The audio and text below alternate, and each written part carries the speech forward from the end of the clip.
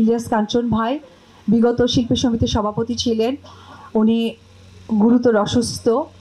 আমি বাংলা দেশবাসী এবং বাংলা ভাষাভাষীর মানুষ যেখানে যে প্রান্তে আছেন, আমি একজন সহশিল্পী হিসেবে আমি দোয়া চাইব আল্লাহ তাআলা যেন তাকে সুস্থতা দান করে, কারণ তার সন্তান আছে, ফ্যামিলি আছে। দোয়া করবেন। আর অবশ্যই আগামীকালকে আমার জন্মদিন, এটা বলতে ভীষণ লজ্জা লাগে, বাট তারপরেও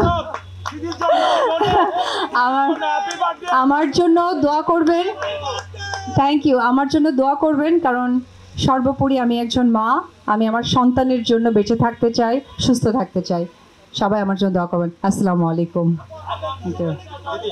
আচ্ছা, আমার ভক্তদের উদ্দেশ্যে একটি কথাই বলবো যে অপু বিশ্বাস এই নামটির অস্তিত্ব আমার মনে হয় আমার ভক্ত, দর্শক, নারীরা যারা আমাকে, উদ্যোক্তা নারীরা আমাকে সবসময় যেভাবে ইনভাইট করে তাদের জন্য। আচ্ছা, কাঞ্চন ভাই বেদের মেয়ে জ্যোৎস্না সিনেমাটি বাংলাদেশের ভাষাভাষীর মানুষ যারা যেখানেই আছেন এই নামটা আমার মনে হয় খুব সহজেই স্মরণ করতে পারবেন।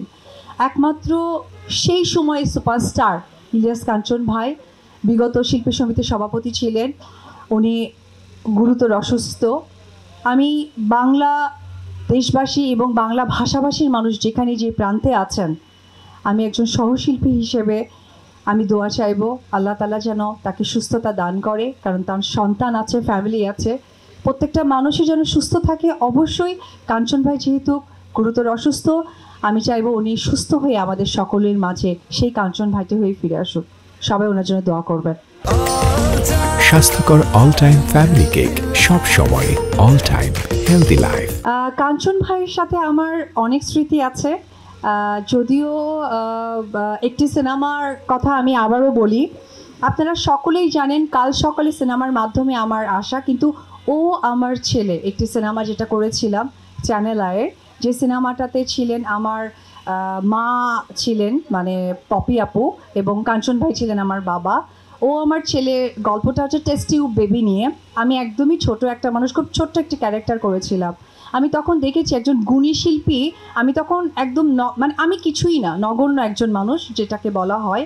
আমি তাদের কাছ থেকে সেই গুণী শিল্পীর যে ভালোবাসা, স্নেহটা আমি পেয়েছি।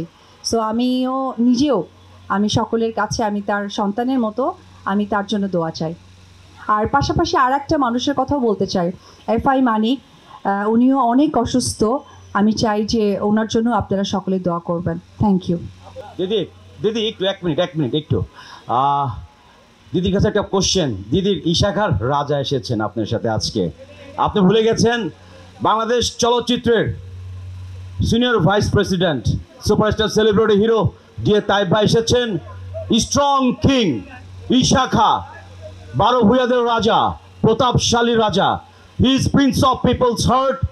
আমাদের অপবিশ্বাস দিদির নায়ক ইশাখার রাজা, যিনি অত্যন্ত ভালো মনের মানুষ, superstar celebrity hero DA Tayeb ভাই সম্পর্কে প্লিজ। কারণ আমি যখনই, যেহেতু পুলিশ প্রশাসনকে ওইভাবে আমরা জানি না বা চিনে উঠতে পারি না, আমরা একজন মানুষকে চিনি ডিএ তাইব ভাই। যখনই যে প্রান্ত থেকে আমরা একটা কল করেছি, ভাইয়া যেহেতু আমরা সেলিব্রিটি, আমরা পাবলিক প্লেসে এসেছি, কি করব, সঙ্গে সঙ্গে সেই জেলার তার ফ্রেন্ড সার্কেলকে বলে আমাদেরকে যেভাবে সাপোর্ট করেছে, এটা আসলে মানবতা ছাড়া কিছুই নয়। আর আমার সৌভাগ্য হয়েছে তাইব ভাইয়ের সাথে একটি সিনেমার স্ক্রিন শেয়ার করার। সো আমার নায়কের জন্য অনেক দোয়া, আরও যেন অনেক অনেক সিনেমা আমরা একসাথে করতে পারি, এটাই আমার আপনাদের কাছে বলা থাকবে। Thank you everyone, thank you.